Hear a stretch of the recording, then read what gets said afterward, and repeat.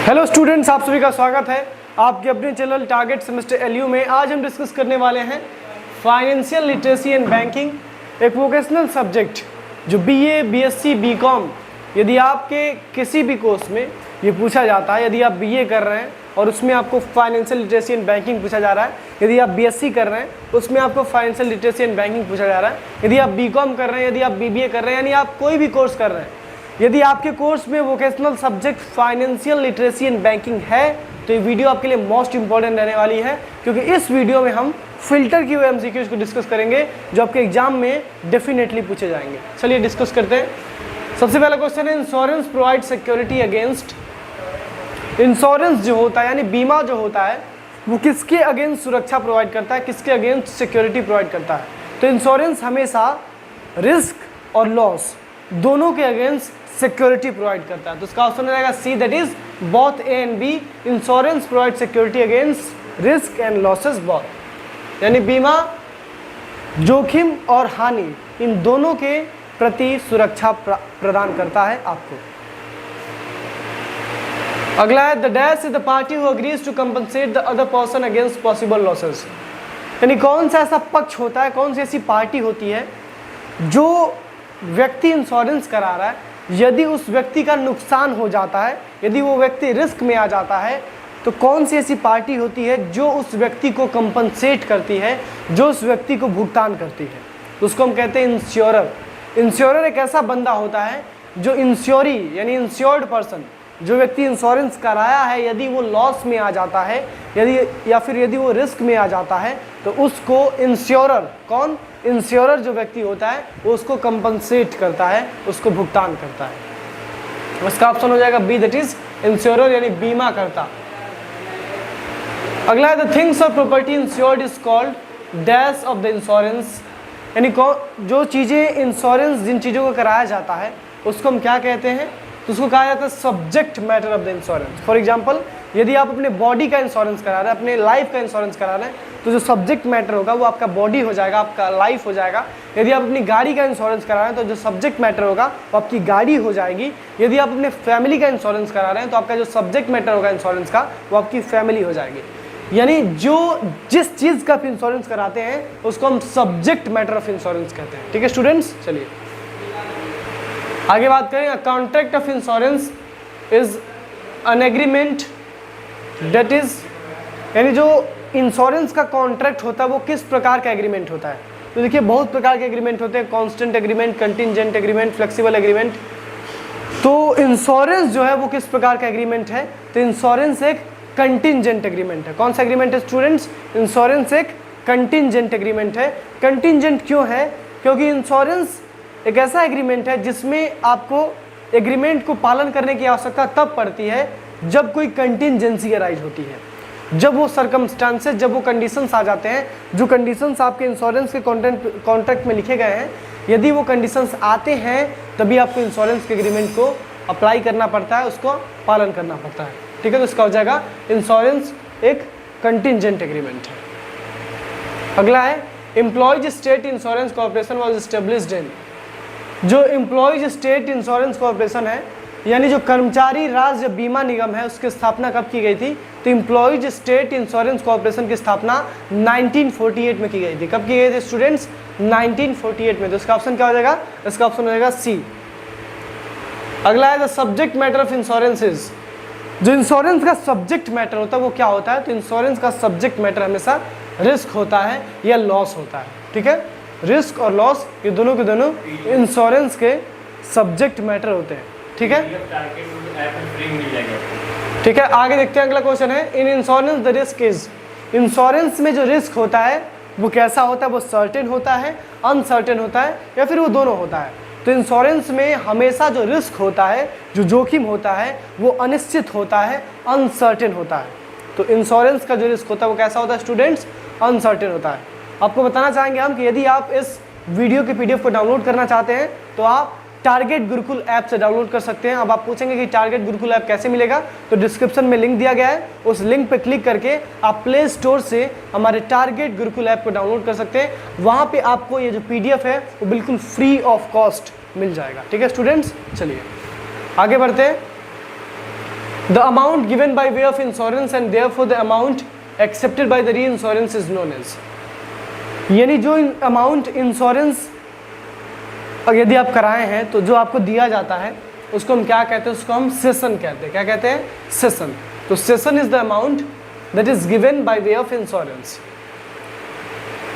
अगला है the insurance who obtains a guarantee is,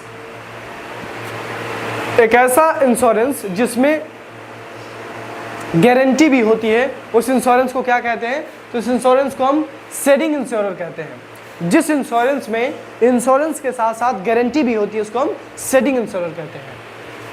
अगला है are extra benefits under the policy, क्या एक्स्ट्रा बेनिफिट्स पॉलिसी में होते हैं?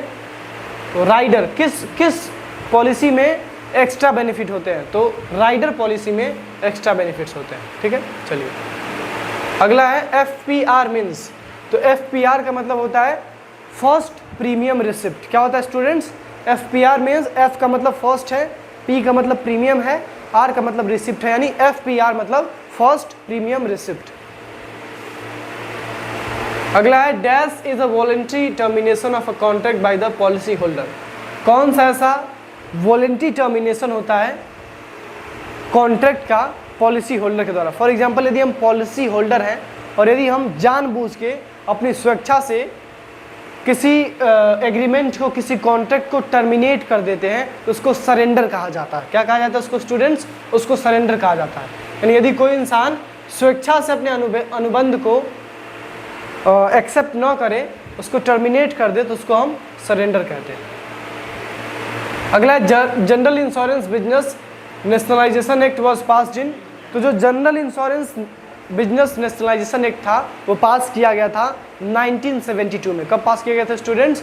जनरल इंश्योरेंस नेशनलाइजेशन बिजनेस जो था वो 1972 में पास किया गया था, यानी 1972 में पास किया गया था। चलिए आगे देखते हैं। That is the total premium that a policy holder page, total premium जो पॉलिसी होल्डर पे करता है उसको हम क्या कहते हैं? तो टोटल प्रीमियम जो पॉलिसी होल्डर पे करता है उसको हम ग्रॉस प्रीमियम कहते हैं। तो gross premium is the total premium that is paid by a policy holder, यानी वो टोटल प्रीमियम जो पॉलिसी होल्डर पे करता है उसको हम ग्रॉस प्रीमियम कहते हैं, और उसमें से हम एक्सपेंसेस को माइनस कर दें तो उसको हम नेट प्रीमियम कहते हैं। ठीक है, चलिए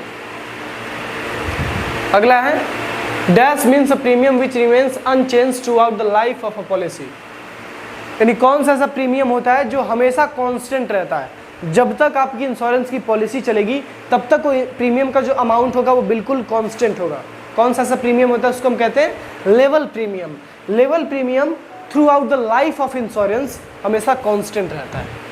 इसका ऑप्शन डी हो जाएगा लेवल प्रीमियम। अगला है a missing person will be presumed to be dead only after, एक जो मिसिंग पर्सन है यानी एक ऐसा व्यक्ति जो खोया हुआ है उसको हम कितने सालों के बाद ये मान लेते हैं कि वो व्यक्ति मर गया होगा।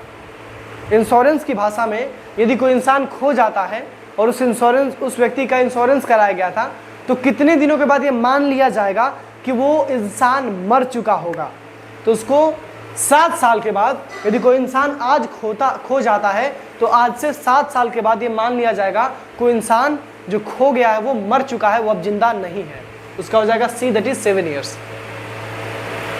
अगला dash is a right given to the life insurance policy holder to appoint a person और persons to receive the benefit under the policy in case it becomes a death claim, यानी कौन सा ऐसा अधिकार होता है जिसमें जो पॉलिसी होल्डर है, जो इंश्योरेंस व्यक्ति कराया है, उसके पास ये अधिकार होता है कि मैं अगर मर जाता हूँ तो मेरी पॉलिसी का जो लाभ है वो मेरी आने वाली जो पीढ़ियाँ हैं, मेरे जो बच्चे हैं, मेरे जो संतान हैं, वो उसका लाभ उठाएंगे।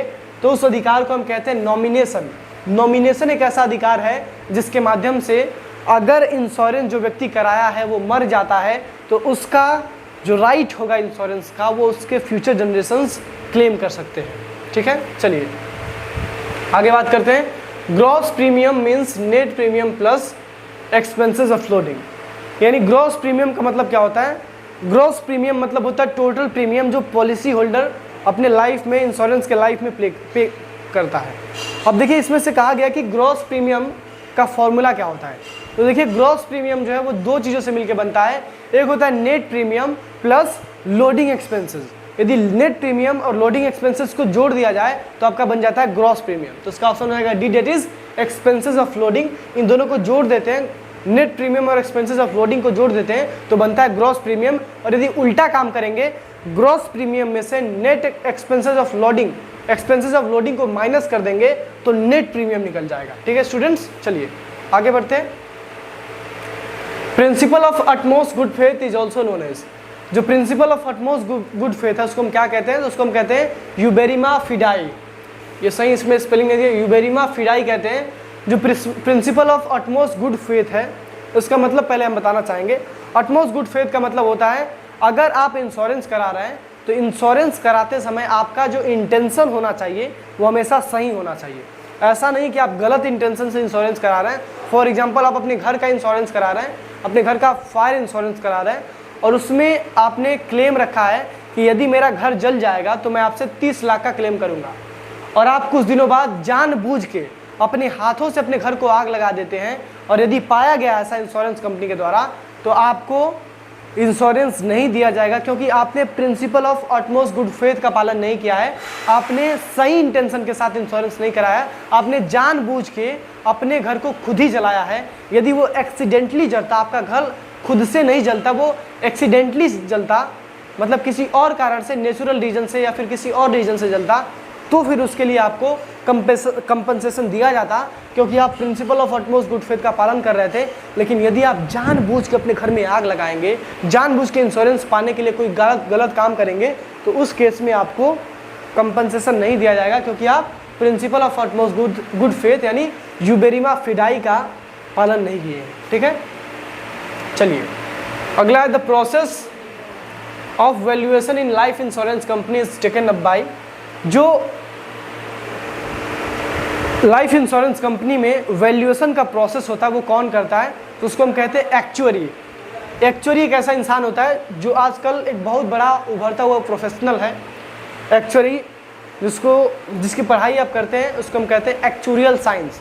यदि आपको एक एक्चुअरी बनना है, जैसे सीए होता है, सीएस होता है, सीएमए होता है, वैसे ही एक्चुअरी होता है। एक्चुअरी जो होता है उसको वैल्यूएशन के फील्ड में, रिस्क मैनेजमेंट के फील्ड में अथाह ज्ञान होता है। तो एक्चुअरी जो होता है उसको ये अधिकार दिया जाता है, उसके पास ये राइट होता है कि वो अगर कोई लाइफ इंश्योरेंस का वैल्यूएशन करना है तो वो कर सकता है। ठीक है, तो और थोड़े बहुत क्वेश्चंस बचे हुए हैं, देख लेते हैं सारे क्वेश्चंस को। अगला क्वेश्चन है आपका, dash is a social device for eliminating और reducing the loss of society from certain risk.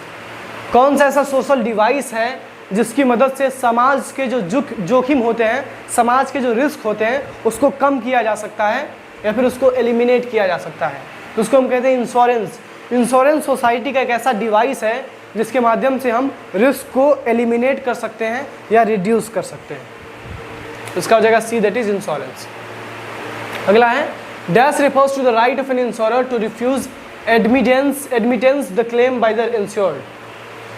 यानी एक ऐसा राइट है जो इंश्योरर को दिया जाता है ताकि वो इंश्योरी का जो क्लेम है वो उसको रिफ्यूज कर सके। फॉर एग्जांपल, हमने अभी बात किया था कि आपने घर का इंश्योरेंस कराया था, फायर इंश्योरेंस, और आपने घर में जानबूझ के आग लगा दी, तो एक राइट मिलना चाहिए इंश्योरर को। जो व्यक्ति इंश्योरेंस आपको दे रहा है, जो व्यक्ति आपको इंश्योरेंस आपने जो कराया उसके बदले जो आपको कंपनसेशन देगा, उसके पास ये अधिकार होना चाहिए कि यदि आपने जानबूझ के कोई काम किया है जो नेचुरली होना चाहिए था, जो आपके द्वारा नहीं होना चाहिए, यदि आपने खुद से जानबूझ के आग लगाया है, अभी आपने खुद से जानबूझ के कोई ऐसा काम किया जो आपको नहीं करना चाहिए था, तो उसके लिए उसको राइट दिया जाता है कि आप मना कर सकते हैं अपना इंश्योरेंस का उसका क्लेम देने से।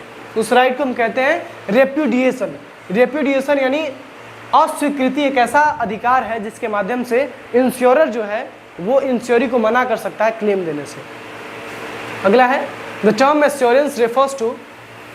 जो एश्योरेंस का टर्म है वो किसको रेफर करता है? तो एश्योरेंस का टर्म है वो लाइफ इंश्योरेंस बिजनेस को रेफर करता है। किसको रेफर करता है स्टूडेंट्स? एश्योरेंस का जो टर्म है वो लाइफ इंश्योरेंस बिजनेस को रेफर करता है। तो इसका ऑप्शन ए हो जाएगा।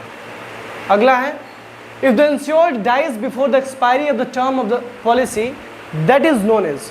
यदि इंश्योरी यानी जिस व्यक्ति ने इंश्योरेंस कराया है, यदि वो लाइफ इंश्योरेंस के टर्म के पहले मर जाता है, फॉर एग्जाम्पल आपने 65 साल का इंश्योरेंस कराया है और आप 60 साल की उम्र में मर जाते हैं तो उसको हम क्या कहते हैं? तो उसको हम कहते हैं डेथ क्लेम।